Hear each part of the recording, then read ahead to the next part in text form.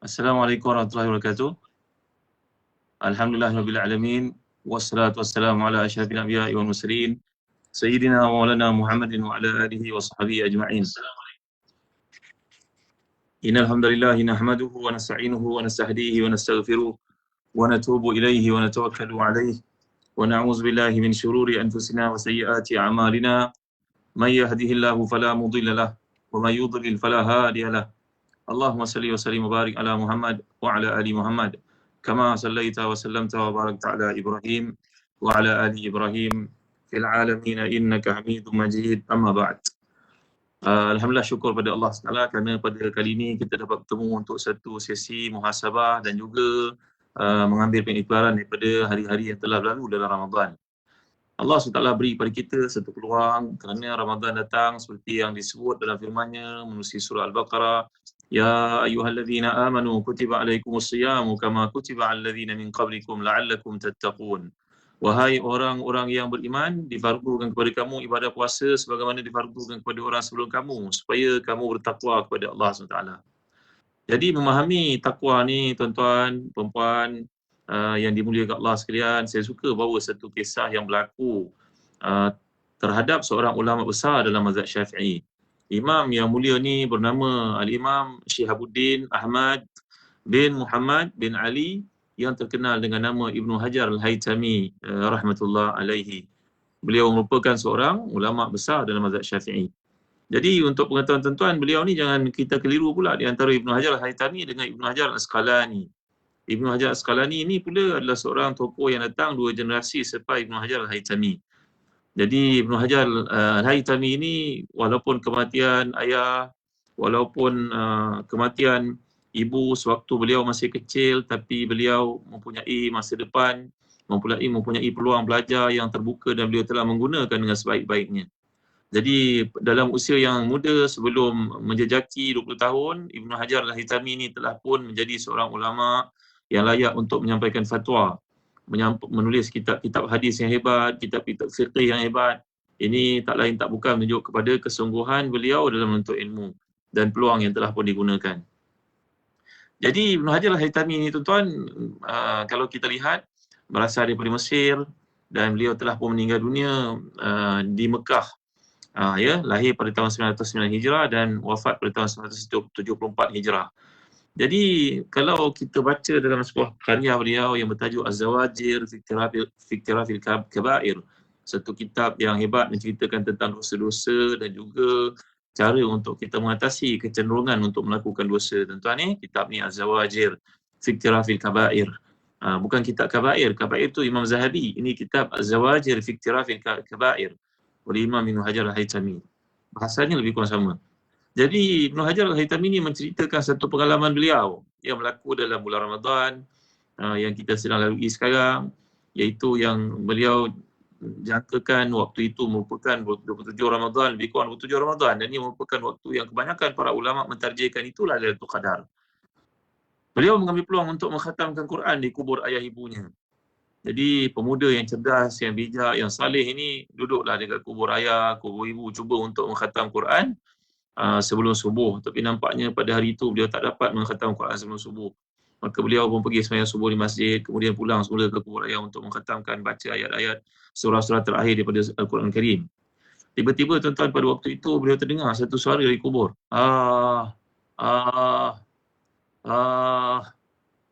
Seolah-olah suara orang dalam kesulitan. Maka Ibnu Hajar pun cuba untuk memerhatikan, memantau. Beliau mendapati suara itu datang dari sebuah kubur yang simenya masih putih lagi, menandakan baru saja dikebumikan, baru disemadikan. Maka Ibnu Hajar Al-Haytami telah pun berusaha untuk bertanya kepada orang yang lalu lalang di situ, siapakah punya kubur ini? Maka mereka pun menjawab, adalah seorang lelaki yang telah meninggal dunia, dan lebih mengejutkan bahawa orang itu merupakan ahli masjid, tuan-tuan. Rajin datang ke masjid untuk sembahyang 5 waktu di masjid berjemaah. Mengapakah beliau diseksa? Kerana jelas suaranya seolah dalam kesulitan ketika Ibnu Hajar mendengarnya itu. Maka Ibnu Hajar akhirnya cuba untuk memeriksa, meneliti apakah rahsia di sebalik peristiwa yang berlaku. Ternyata lelaki yang dimaksudkan itu merupakan seorang yang makan riba, tuan-tuan dimuliakan Allah sekalian. Pada hujung usianya, beliau mempunyai sejumlah wang yang banyak. maka dia berusaha untuk melipat gandakan pulangan keuntungan yang dimiliki. Maka tiada pilihan melainkan masuk skim riba. Rupanya skim cepat kaya ni dah ada lebih 700 tahun yang lalu, tuan-tuan ya. Dan orang yang pergi ke masjid pun, para ustaz pun, orang yang tahu agama pun kadang-kadang terjebak dalam perkara yang haram ini. Kita kena ingat bahawa Allah berfirman, innal ladzina ya'kuluna riba la yaqumuna illa kama yaqumu alladhi yatakhabbathu asyaitanu minal mas. Dzalika bi annahum qalu innamal bai'u mithlu riba. Bahawa orang yang makan riba ini tidak akan bangun pada hari kiamat nanti melainkan seperti bangunnya orang yang dalam kesusahan, orang yang dalam keadaan mabuk. Sebagaimana orang yang mabuk bangun, maka begitulah keadaan orang yang makan riba. Dia dapat dikenal pasti perlakuannya, perjalanannya, tabiatnya ketika dibangkitkan oleh Allah itu di akhirat. Nas'alullah al-afa wal afiyah fid dini wad dunya wal akhirah. Ini antara doa Nabi sallallahu minta keselamatan, keafiatan dunia dan juga akhirat. Maka Ibn Hajar Al-Haytami kembali pada cerita beliau, tuan-tuan. Beliau mendapati lelaki yang diseksa itu pada malam berlakunya qadar itu, Lailatul Qadar itu. Bulan Ramadan kita semua baca hadis bahawa pintu neraka ditutup, syaitan semua dipenjarakan, dibelenggu. Tetapi amat malang bagi lelaki ini kerana dia mengamalkan riba, tuan-tuan dimuliakan Allah sekalian. Jadi kita kena ingat, ada di kalangan manusia ini orang beriman, dia boleh melakukan ketaatan. Pergilah haji banyak kali, pergi umrah, ada saja muka dia dekat dengan Kaabah. Lagi kapal terbang kita jumpa dia pergi umrah. Sebutlah memberi makan kepada orang, Masya Allah nombor satu dia. Bagai-bagai kebaikan dia buat yang kadang-kadang orang lain tak buat. Tapi masalahnya, orang-orang ini ketika berada bersendirian ataupun ketika berada di belakang orang, intahakuha, iaitu bila dia melihat peluang untuk melakukan kejahatan, dia buat. Baik dia buat, buruk pun dibuat. Yang Allah gambarkan dalam surat Taubah itu, khalatu amalan salihan wa akhala sayyi'ah. Sebahagian daripada manusia ni dia gemar buat perkara baik, dia buat perkara buruk pun dibuat. Kalau dia pergi ke negeri kahwin, dia boleh pergi berkaraoke. Kalau dia pergi ke masjid, dia boleh jadi imam. Dia menyangkakan bahawa tak apalah buat sikit-sikit salah ni, nanti Allah maafkanlah. Nanti ke akhirat boleh salam-salam. Tuan-tuan dimuliakan Allah sekalian. Ini adalah bercanggah langsung dengan perkataan takwa ya. Itu sebab bila Allah SWT menurunkan ayat 153 surah Al-An'am, wa anna hadha sirati mustaqiman fattabi'uhu wa la tattabi'us subula fatafarraqa bikum an sabilihi dzalikum wasaqakum bihi la'allakum tattaqun. Katakan wahai Muhammad, sungguhnya inilah jalan aku. Inilah jalan Allah SWT. Jangan ambil jalan yang lain daripada itu, kerana kamu pasti akan sesat. Fatafarraqa bikum an sabilihi, kamu akan berpecah daripada jalan yang Allah kehendaki. Dzalikum wasaqakum bihi la'allakum tattaqun. Itulah yang diwasiatkan kepada kamu supaya kamu memahami, kamu bertakwa kepada Allah. Ini berkaitan dengan takwa, tuan-tuan dimuliakan Allah sekalian. Kerana kita akan lihat dalam kehidupan orang yang tak bertakwa ini adalah orang yang mencampur adukkan perkara-perkara halal dengan perkara haram, perkara taat dengan perkara maksiat. Itu sebab kalau saya nak gambar kepada tuan-tuan pada saat ini, ketika ayat turun ayat 153 surah Al-An'am ini, Nabi SAW mengambil ranting dan Nabi pun membuat satu apa tuan-tuan, buat satu garisan di muka bumi. Ini saya tunjukkan kepada tuan-tuan ni pada waktu ni. Nabi SAW menunjukkan ini adalah kehidupan. Ini adalah, ni saya tunjukkan kepada tuan-tuan. Ini garisan yang Nabi SAW tunjukkan. Umpama tulang ikan. Nampak baik Ini adalah permulaan hidup. Ini adalah permulaan hidup. Al-Haya. Bad'ul Hayati. Ini adalah Al-Maut. Ini Al-Maut. Ini adalah kematian. Al-Mautu. Tengok. Kanan saya adalah Al-Haya, kiri tuan-tuan. Dan juga Al-Maut berada di kiri saya. Tengok. Ni kanan, ni kiri. Nabi menunjukkan garisan. Ini garisan. Ini kehidupan. Maka dalam perjalanan ini kamu telah pun ditarik oleh berbagai-bagai bentuk perkara yang kamu lakukan. Ada ke kanan, kalau kita umpamakan seperti ini, ada ke kanan, ada ke kiri. Ada ke kanan, ada ke kiri. Ini menunjukkan kepada kita, kata Ibn Jauzi, bahawa apa yang ditunjukkan Nabi SAW itu ketika menggariskan ranting ke tanah, bagi menampakkan dalam hidup ni kadang-kadang kita terpesong, kita menyimpang. Kita umpama dalam perjalanan menaiki highway di RNR itu, kita turun tak naik-naik balik semula. Maka ada kecondongan yang bawa kita nampak macam baik, iaitu ke kanan. Apa contohnya tuan-tuan? Contoh yang datang dalam fikiran saya pada waktu ini. Ada orang terlibat untuk menganjurkan, sebagai contoh, majlis buka puasa bersama dengan anak-anak yatim. Tapi dalam mengadakan itu dia bercampur gaul lelaki perempuan, adakan meeting, ketawa, begitu begini, terlibat untuk mengadakan program kurban. Memang zahirnya nampak baik, menyediakan makan untuk orang susah, menyediakan makanan untuk orang yang memerlukan. Tapi dia punya meeting daripada Isyak sampai pukul 3 pagi, 2 pagi, duduk dengan isteri orang, dengan yang perempuan dengan suami orang. Dia nampak zahirnya macam baik. Ini penyimpangan berlaku ke kanan. Dan kadang-kadang lebih teruk lagi penyimpangan berlaku ke kiri. Seperti berlaku Ibnu Hajar Al-Haytami menggambarkan itu, iaitu orang itu terlibat dengan riba padahal dia berada pada umur senja, dia pergi sembahyang di masjid ni waktu, itu terang-terang perkara yang namanya jalan ke kiri, tuan-tuan dimuliakan Allah sekalian. Jadi Nabi telah menunjukkan garisan ini kepada para sahabat, menggariskannya dengan ranting di permukaan bumi ketika turun ayat 153 surah Al-An'am yang berkaitan dengan ketakwaan itu. Zalikum wasaqum bihi la'allakum tattaqun. Inilah yang Allah wasiatkan kepada kamu dan putusan semua nabi-nabi kepada kamu adalah untuk menjelaskan deskripsi, preskripsi kepada ketakwaan itu sendiri. Dalam satu konteks yang lain, para ulama menjelaskan. Contohnya Syekh Hasan Abanakal Maidani menunjuk seperti ini. Setuju tuan-tuan ni. Cuba perhatikan betul-betul. Ni apa ni? Ni juga merupakan satu garisan. Garisan ni bermula kehidupan dalam kotak ni. Sengaja dibuat dalam kotak. Ini adalah penghujung. Ini adalah amal. Amal ni makna cita-cita tuan-tuan. Dream. Orang semua kata dream big, berkata kan. Ni cita-cita impian. Nampak ini adalah al-a'rad. Al-a'rad ni adalah perkara-perkara yang kita dapat capai. Kita nak rumah dapat, nak kereta dapat, nak isteri dapat, nak jadi kaya dapat, begitu, begini. Cita-cita kita masih banyak lagi, garisan ni belum penuh lagi. Sampai kat ujung ni, nampak tak? Tetapi sebelum sampai kat ujung ni tuan-tuan, kematian telah datang. Ini kematian, frame kematian, namanya al-ajal. Saya jelaskan balik pada tuan-tuan. Tengok baik. Ini adalah umur manusia. Di luar kotak ni adalah cita-citanya yang belum terlaksana. Yang dalam ini telah terlaksana, dipanggil sebagai al-a'rad. Al-a'rad. Arad. Al-a'rad. Jamak pada aradun. Kemudian, ini adalah arad. Arad. Jamaknya arad. Ini adalah perkara-perkara yang kita kejar dalam hidup dan kita dapat berhasil memperolehinya. Banyak lagi ni. Banyak lagi mendapat ni. Nak jadi jutawan, nak jadi bilioner, nak miliki pulau, nak apa semua. Nak miliki kereta mewah. Nak masuk dalam Facebook. Ini tuan-tuan, ini banyak lagi belum dicapai. Tetapi sebelum mencapai matlamat-matlamat ini, ni kita dipenjarakan, datang kematian, membataskan atau membatalkan segala cita-cita itu. Itulah yang Nabi SAW gambarkan berkaitan dengan ayat 153 surah Al-An'am tadi. Saya harap tuan-tuan faham. Ya, lagi sekali saya jelaskan kat sini. Nabi menggambarkan kehidupan kita umpama line ni. Permulaan kat sini, berakhir kat sini. Maka dalam perjalanan untuk mati ini kita punya banyak matlamat. Banyak tunjukkan Nabi SAW itu ketika menggariskan ranting ke terlaksana ni kita cari-carikan. Bila terlaksana dipanggil Arab. Tetapi masih banyak lagi. Lain ni masih panjang lagi cerita-cerita. Tanyalah orang tua sekalipun, dia tentu nak wang yang banyak. Itu sebab berlaku macam cerita Ibnu Hajar Al-Haytami tadi. Orang tua sudah punya wang banyak tapi dia masih lagi nak cari sumber-sumber yang haram. Maka dia tidak mendapati cara investment melainkan masuk dalam riba. Lalu pulangannya lebih besar daripada masuk perniagaan yang bersifat Islamik. Cara perniagaan ada untung ada rugi. Mana boleh orang jamin terus kaya? Jadi tuan-tuan dimuliakan Allah sekalian, kita berada dalam bulan Ramadan yang sepatutnya bina ketakwaan.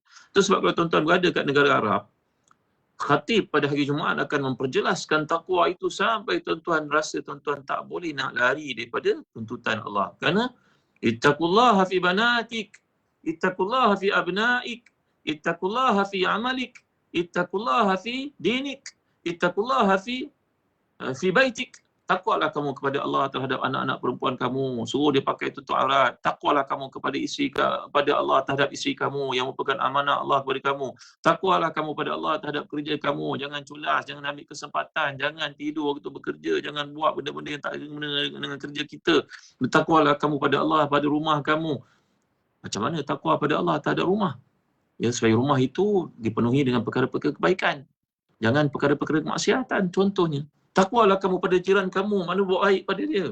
Ini kalau kita berada kat negara Arab, tuan-tuan. Jadi kesimpulan daripada takwa ni, kata Sayyidina Ali Allah wajah, jangan sampai jadi macam kisah Ibnu Hajar Al-Haytami tadi yang menggambarkan beliau baca Quran di kuburan ayahnya. Setiap Ramadan beliau khatam Quran di kubur ayahnya, maka dia mendengar suara siksaan dari kubur. Ini merupakan anugerah Allah kepada para walinya, dan Ibnu Hajar merupakan seorang wali Allah. La yamna'u fadlullahi anhal qillah. Allah tidak menghalang satu kelebihan diberikan kepada orang terpilih di kalangan hamba-hambanya yang tidak diberi kepada orang-orang awam biasa yang tidak dapat melihat perkara-perkara ajaib seperti itu, tuan-tuan. Ibnu Hajar Al-Haytami tidak menyatakan siapa nama lelaki tersebut. Dan beliau pun wafat di Mekah. Tulisannya dapat kita lihat di Mekah. Perkara itu berlaku di Mesir. Maka beliau tidak menceritakan siapakah gerangan orang itu, kerana itu akan menjadi satu umpatan pula menyebut tentang kejahatan orang telah mati. Itu haram hukumnya. Tapi yang kita belajar daripada kenyataan ini, tulisan Imam Ibn Hajar ini, pengalaman peribadi beliau ini adalah menampakkan bahawa orang melakukan dosa besar yang tak bertakwa kepada Allah ini, Ramadan pun tidak akan dapat menyelamatkannya. Pintu neraka yang ditutup untuk kebanyakan manusia akan dibuka untuknya kerana kedegilan keingkarannya itu, tuan-tuan. Jadi bila kita lihat dalam kaitan hidup kita, ada sebahagian orang yang namanya warak formality namanya. Agama ni duduk dalam bab formal saja. Kalau tiba waktu semayang, dia akan mula-mula azan, dia qamat, dia sibuk bentang sejadah. Tapi bila berurusan dengan dia minta rasuah. Berlaku tak benda seperti ini, tuan-tuan? Berlaku. Kalau tak berlaku, kenapa begitu ramai kebanjiran orang-orang asing kat negara kita? Siapa yang bertanggungjawab dekat bahagian-bahagian tertentu, tuan-tuan dimuliakan Allah sekalian? Semua orang Islam. Namanya Salam, namanya Fatimah, namanya Ali, namanya Muhammad, namanya Jalaluddin, namanya semua nama orang Islam. Tapi macam mana boleh kebanjiran berlaku pada pendatang-pendatang asing? Ini yang semua diambil rasuah daripadanya. Ini menandakan orang-orang ini kita lihat kalau jago membaca Yasin. Jago untuk sembahyang tarawih. Jago untuk bertanya kepada pihak berkuasa, kenapa tak ada sembahyang tarawih sekarang? Tapi dalam bab yang lain, dia tidak berkisah untuk melakukan perkara-perkara haram, tuan-tuan. Ini nama dia, agama ini masuk dalam bab formaliti saja. La ilaha illallah Muhammad Rasulullah. Nampaknya takwa itu tidak menjelajah ke seluruh aspek kehidupan kita. Jadi, bila kita belajar tentang Ramadan, Ramadan datang untuk mengasah, membina, polish balik semula diri kita dengan ketakwaan ini, tuan-tuan. Kita ikut contoh yang terbaik daripada Rasulullah sallallahu alaihi wasallam, bagaimana Nabi menterjemahkan takwa itu supaya iman ada kesinambungannya selepas Ramadan nanti. Orang Arab selalu kata, "Maza ba'da Ramadan?" What is after Ramadan? What will be after Ramadan? Adakah kita ni sibuk beribadah dalam Ramadan je? Lepas Ramadan, ahlan wa sahlan wa jalan. Habis semua. Kerana orang ini nampaknya menyembah Ramadan, bukan menyembah Tuhan kepada Ramadan. Kata Syekh Muhammad Ghazali ataupun Dr. Yusuf Qaradawi mengatakan perkara yang lebih sama. Maka tuan-tuan, hari-hari wakil ini mari kita lihat apakah sikap Nabi kita, aktiviti Nabi kita, amalan Nabi kita bagi memastikan ketakwaan ini kekal dalam diri baginda SAW sebagai pemimpin kepada kita semua, pemimpin ketakwaan, tuan-tuan dimuliakan Allah sekalian. Jadi kalau kita lihat dalam hadis sebagai contohnya, tuan-tuan ada peluang memiliki kitab ni, namanya kitab Ensiklopedia Amalan Setahun. Asalnya buku Arab. Buku Arab ni bertajuk Lataiful Ma'arif oleh Imam Ibn Rajab Al-Hanbali, seorang ulama fiqih yang terkemuka, ulama hadis yang terkemuka. Tulisannya amat masuk ke dalam hati, tuan-tuan. Kena keikhlasan daripada beliau. Beliau juga pernah menulis Sahih Fathul Bari yang merupakan sahih syarah kepada Sahih Bukhari, tapi beliau wafat sebelum ia disempurnakan. Setengah orang mengatakan kalaulah Fathul Bari disempurnakan oleh Imam Ibn Rajab sebelum Fathul Bari oleh Imam Ibn Hajar itu, maka tentulah bahannya tidak kurang hebat daripada apa yang dihasilkan oleh Imam Ibn Hajar Asqalani. Baik, dalam kitab ini menceritakan tentang amalan Nabi SAW pada 10 hari terakhir Ramadan bagi menggarap, menampal apa-apa kekurangan dalam ibadah itu supaya takwa itu tidak lolos daripada diri mereka semua. Maka dalam satu hadis sahih riwayat Bukhari Muslim, Nabi SAW telah pun digambarkan, kana Rasulullah SAW idza dakhala al-ashr al-awakhir ahya lailahu wa ayqaza ahlahu wa shadda mi'zarahu. Bila masuk 10 hari yang terakhir Ramadan, maka Nabi akan membuat 3 perkara ini. Yang pertama, bangun malam. Bangun malam. Bangun malam berarti qiyamul lail, tahajud, witir, sembahyang sunat, baca Al-Quran, berzikir, berdoa, bertafakur. Ini masuk dalam bab akhir lail.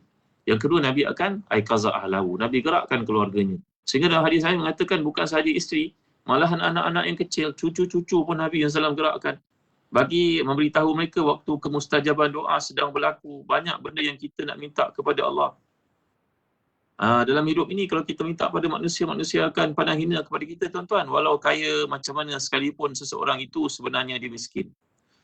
Kita jumpa orang paling kaya di dunia sebagai contohnya. Dia tetap nak jual barang dia. Tak ada dia nak bagi free, tuan-tuan. Apa yang dia bagi free itu tentulah ada maslahat sebaliknya, muslihat sebaliknya. Mungkin ada CSR ke, ada nak clearance ke, nak tarik kita untuk dapatkan barang yang lain ke. Ini sifat manusia. Itu sebab dikatakan oleh penyair, wa bunai adama idza sa'altahu yaghdabu. mintalah kepada Allah yang fas'alillah alladhi abwabuhu la tughlaqu, mintalah kepada Allah yang pintu-pintunya tak pernah tertutup, sedangkan anak-anak Adam manusia kalau kamu minta kepadanya dimarah sebenarnya. Jadi mintalah kepada Allah. Itu sebab Nabi menggerakkan para isteri, anak-anak, menantu dan juga cucu-cucu baginda salam untuk menghargai waktu-waktu terakhir Ramadan itu, kerana ia membina ketakwaan dalam diri tuan-tuan dimuliakan Allah sekalian. Bukan saja kita beroleh apa yang kita minta, malahan ia juga sebab untuk membina, menyuburkan takwa balik semula. Yang ketiga digambarkan wasyadda mi'zarahu. Nabi SAW akan mengetatkan kain baginda SAW. Kata para ulama, contohnya Imam Nawawi dalam Majmu' menghuraikan perkara ini, begitu juga dalam Syarah Muslim berkata bahawa maksud kat sini Nabi tidak mendatangi para isterinya kerana kesibukan untuk beribadah kepada Allah Subhanahu Wa Taala. Kerana waktu itu waktu yang akan pergi. Tuan-tuan dimuliakan sekalian. Bila tiba hari-hari Ramadan terakhir macam ni, orang pun hantar mesej yang kadang-kadang syahdu, orang hantar lagu-lagu syahdu. Kita dengar, kita sesedih, nangis. Tapi tak buat apa-apa juga masalahnya. Saya merupakan Ramadan, saya datang dan saya akan basuh pagi, maka jumpa lagi tahun depan, baca rasa nak menangis mata. Tapi tak juga buka Quran masalahnya. Baca setakat tu menangis, dengar pula lagu-lagu nasyid yang menceritakan kehebatan, kesyahduan Ramadan, dengar nangis. Tapi tak ada juga baca Quran, tak ada juga sembahyang sunat duha, tak ada juga berzikir. Ada orang pula berkata, naumu saim ibadatun, tidur orang beriman turut, tidur orang puasa itu merupakan ibadah. Untuk pengetahuan tuan-tuan, para ulama hadis mengkaji hadis ini mengatakan hadis dhaif. Ada setengah mengatakan ia maudhu', palsu. Kerana ia bercanggah dengan falsafah Ramadan, bulan Ramadan ketika hayat Nabi berlaku perang Badar. Perang Badar berlaku bulan Ramadan. Takkanlah para sahabat tidur tuan-tuan tengah perang. Yang kedua berlaku pembukaan kota Mekah, Fathu Mekah. Ramadan juga. Takkanlah bulan Ramadan itu para sahabat dua rehat tidur berkata naumu saim ibadatun, tidur orang berpuasa itu ibadah. Jangan bawa hadis ini tuan-tuan dimuliakan sekalian. Dan kalau kita lihat pula gambaran orang yang bangun malam ini, Allah sebutkan orang bangun malam, waktu tidur itu, waktu nak tidur tu dia bangun. Kanu qalilan minal laili ma yahja'un. Contohnya surah Az-Zariyat. Waktu malam sedikit saja waktu mereka hujur tu tidur. Ataupun tatajafa junubuhum 'anil madaji'i yad'una rabbahum khawfan wa tama'an wa mimma razaqnahum yunfiqun. Pada waktu malam mereka menjauhkan lambung mereka untuk bangun menghadap Tuhan, minta kepadanya dengan perasaan takut dan berharap. Menunjukkan orang beriman waktu malam pun mereka kurang tidur, apatah lagi waktu siang. Ya, Nabi qailulah betul. Tapi qailulah tu yang kita fahami sudut sains dia dipanggil power nap. Bukan tidur berdengkur daripada pukul 11 sampai pukul 4 petang. Tuan ni boleh kau sekarang. Lepas tu kata saya berpuasa daripada saya bersembang baik saya tidur. Tak ada tuan-tuan. Kita ni kalau berada dalam situasi orang semua bersembang tentang keburukan dan maksiat, maka dalam hadis mengatakan tumsikun, diam. Jangan join. Kalau kita duduk dalam mesyuarat, bos-bos kita mengumpat orang lain, kita tak boleh nak keluar, kita duduk diam. Jangan sentuh. Ya. Kalau angguk-angguk pun dah terlibat sebagai syuraka, tuan-tuan, sebagai stakeholder dalam umpatan itu, dan haram di sisi Allah SWT. Jadi kembali kepada apakah perlakuan Nabi pada hari-hari akhir Ramadan ini yang tinggal untuk kita isi bagi menggarap di mana kekurangan takwa ni tadi, tuan-tuan. Yang pertama yang telah dijelaskan tadi, Nabi menghidupkan malam baginda SAW. Itu sebab para ulama di Madinah mereka membaca hadis ini, mereka sembahyang pada malam-malam tarawih, bukannya 8 rakaat, bukannya 12 rakaat, bukannya 20 rakaat, 36 rakaat tuan-tuan. 36 rakaat. Bayangkan mereka sembahyang 4 rehat tu dipanggil sebagai tarawih. Dia berkataan tarwihah. Mereka sembahyang 4 rakaat rehat. 4 rakaat rehat.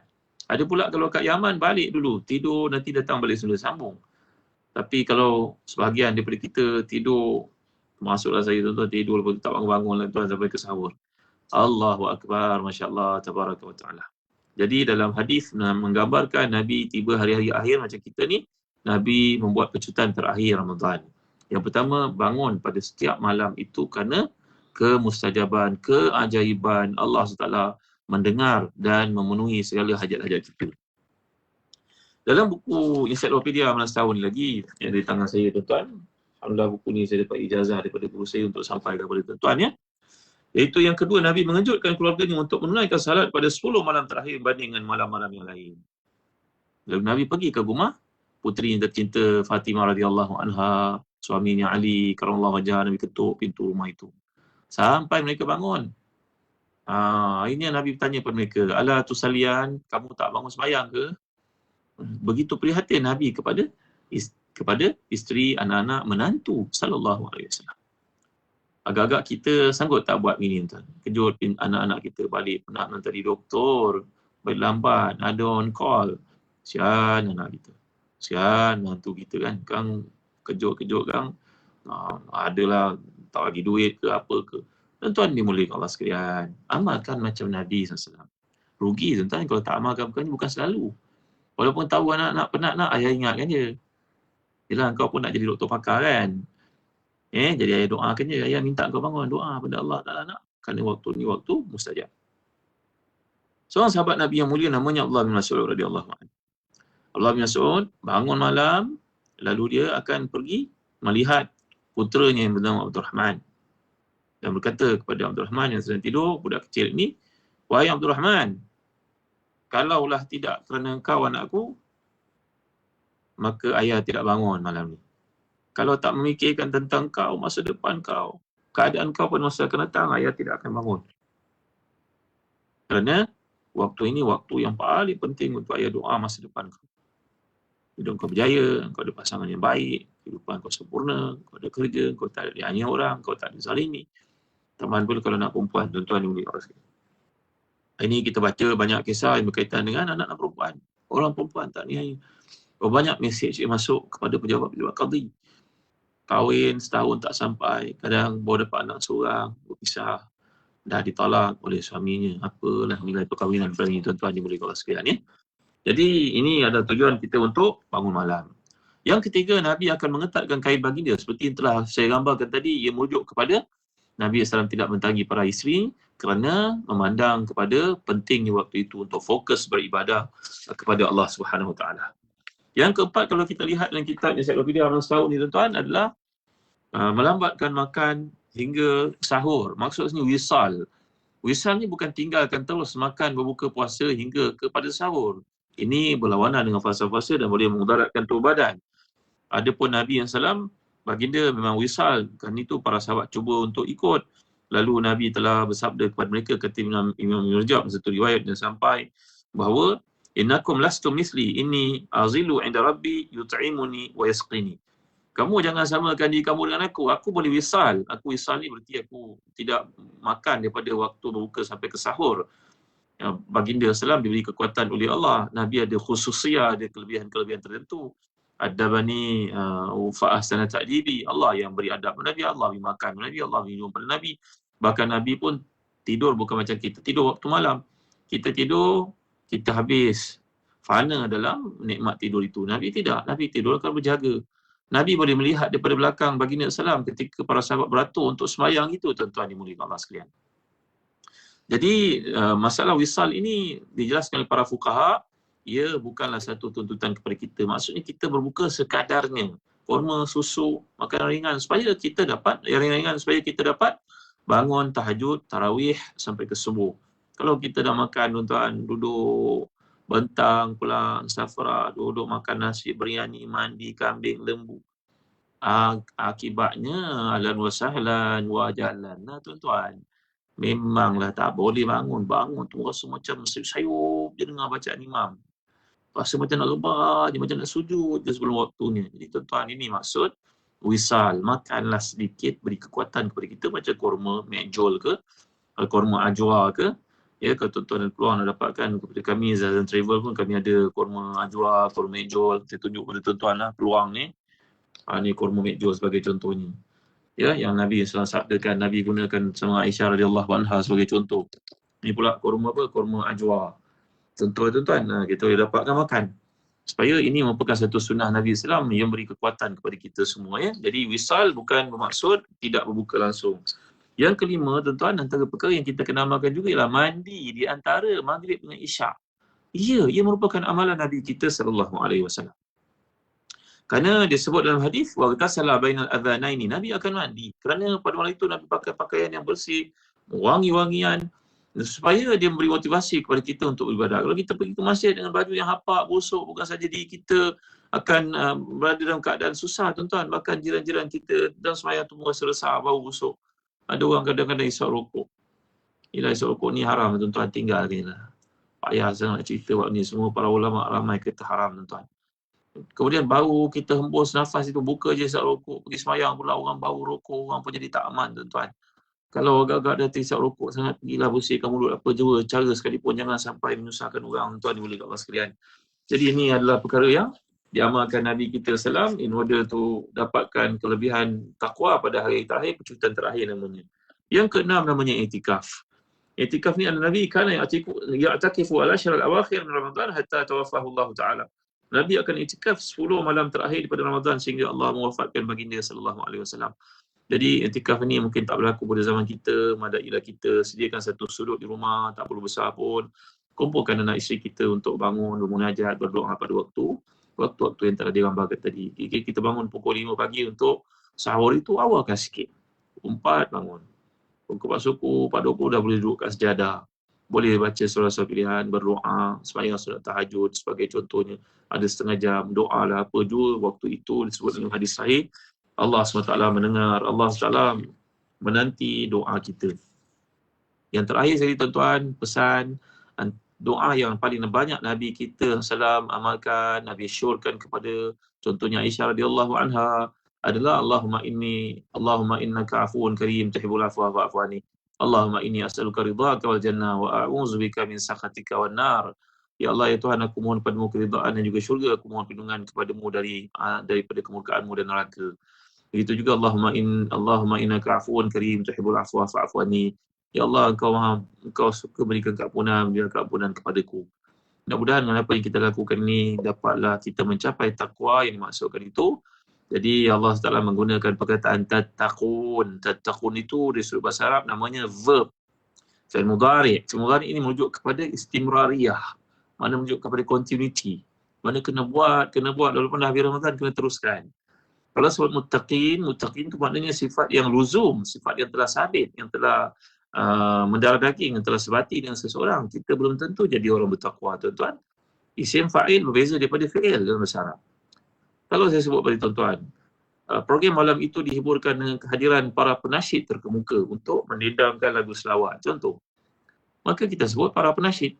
Para penasyid berarti orang yang memang kerja dia profesional menyanyi. Maka tentulah lagu-lagu yang nyanyi sedap, enak didengar. Tapi kalau kita gunakan ayat, program malam itu tetap diteruskan walaupun para penasyid tak datang, dengan digembirakan oleh Ustaz Zahazan untuk bernasyid. Contoh. Ataupun seorang ustaz daripada program itu untuk bernasyid. Memang suara Zahazan pun sedap sebagai contohnya. Atau suara ustaz tu bagus. Tapi taklah sama macam suara penasyid. Jadi Allah menyatakan dalam Quran, kamu berpuasa, kamu akan bertakwa pada Allah. Allah tak sebut kamu akan jadi orang bertakwa. Kerana menjadi orang bertakwa tu satu laluan yang perlu dilakukan berterusan. Adapun yang kita buat sikit-sikit pada ini adalah usaha untuk bertakwa. Belum menjadi orang bertakwa lagi. Jadi mudah-mudahan Allah beri kepada kita ketakwaan ini, tuan-tuan. Setakat ini saja renungan pada hari ini. Ampun maaf atas kesiapan teknikal berlaku. Saya tak boleh nak ceramah tadi, tuan-tuan, dengan suara latar belakang yang mengganggu. Sekarang dah selesai sikit. Alhamdulillah. Terima kasih, tuan-tuan, atas jemputan ini. Moga-moga Allah memberkati dan ada soalan-soalan yang dikemukakan. Bagaimana nak maintain amalan selepas Ramadan untuk bulan berikutnya? Seperti kita faham semasa Ramadan, iblis syaitan rantai. Namun lepas Ramadan, iblis syaitan tak lepaskan. Ini soalan berkaitan dengan istiqamah. Bagaimana nak istiqamah, kan? Istiqamah ni, tuan-tuan, pertama sekali perlu pada ilmu. Ilmu akan membantu kita untuk mengenali, memahami dan menyebabkan kita merebut satu peluang. Andai kita melihat seorang pakai baju cantik, seorang, dua orang, mana kau beli ni? Beli kat sini. Kat mana ni beli? Beli kat sini. Di mana orang cakap benda yang sama, kita ada ilmu, kita pun pergi belilah dekat tempat dimaksudkan, kan? Jadi tindakan berlaku dengan sebab ilmu. Jadi nak jadi orang yang istiqamah, satu saya kena ilmu. Nombor dua, tuan-tuan yang mulia sekalian, disuruh kita sentiasa berdoa kepada Allah. Contohnya doa yang Nabi anjurkan kepada Muaz bin Jabal, walaupun Muaz bin Jabal ni seorang sahabat yang faqih, yang alim, hebat. Nabi melantiknya menjadi duta beberapa kali, misi yang penting. Pun Nabi menyuruhnya untuk beramal dengan doa, Allahumma a'inni ala zikrika wa syukrika wa husni ibadatik. Ya Allah, bantulah aku untuk mengingatimu, bersyukur padamu, selalu memperbaiki amal salihku padamu tiap-tiap lepas sembahyang. Bagi tuan-tuan yang belum mengamalkan, tolong amalkan doa Nabi kepada Muaz bin Jabal ini. Untuk kita juga. Juga ayat-ayat Quran seperti Rabbana la tuzigh qulubana ba'da idh hadaitana wa hab lana min ladunka rahmatan innaka antal wahhab. Ya Allah, janganlah kau pesongkan hati sebelum kau beri hidayah kepadanya, sungguhnya engkau maha luas pemberianmu. Jadi tuan-tuan yang boleh kasihan, ini antara peluang kita untuk jadi orang bertakwa. Nombor 3, nak teruskan ketakwaan ini walaupun ada iblis, ada syaitan, kita kena berkawan dengan orang-orang soleh. Kerana orang soleh ni akan membantu iman kita untuk disuburkan. Kerana kata-katanya, tindakannya, kita akan lihat perkara-perkara menyuburkan iman kita. Terus Allah menyatakan surah Kahfi, wasbir nafsaka ma'al ladzina yad'una rabbahum bil ghadati wal 'ashyi yuriduna wajha wa la ta'du 'aynaka 'anhum turidu zinatal hayati dunya wa la tuti' man aghfalna qalbahu an zikrina wattaba'a hawahu wa kana amruhu furta. Dan bersabarlah kamu untuk mentaati Tuhanmu bersama dengan orang yang memohon kepada kami dalam keadaan pagi, petang, waktu sentiasa mereka ingat Allah. Maka orang ini adalah orang yang kita kena bergaul dengannya. Di mana nak jumpa? Boleh jumpa kat pasar malam, kat pasar tani, boleh juga. Tapi yang paling utama kat majlis ilmu, kat masjid, ke perhimpunan orang-orang baik. Orang seperti ini akan membantu kita untuk mengenali, melazimi istiqamah, jalan-jalan kebaikan. Nombor 4 tuan-tuan, untuk jadi orang istiqamah ini kena jadi orang yang rajin membaca kisah-kisah para sahabat, para tabi'in, para salafus salih. Macam mana Hasan Basri setiap kali jumpa ayat istiqamah, beliau akan berkata, Allahumma anta rabbuna farzuqna istiqamah. Ya Allah, engkau Tuhan kami, maka rezekikan kepada kami, kurnia kepada kami kemampuan untuk istiqamah. Membaca kisah-kisah para salafus salih akan membantu kita untuk menjadi orang yang istiqamah, orang yang rajin buat kebaikan dan terhindar daripada syaitan. Wallahu a'lam.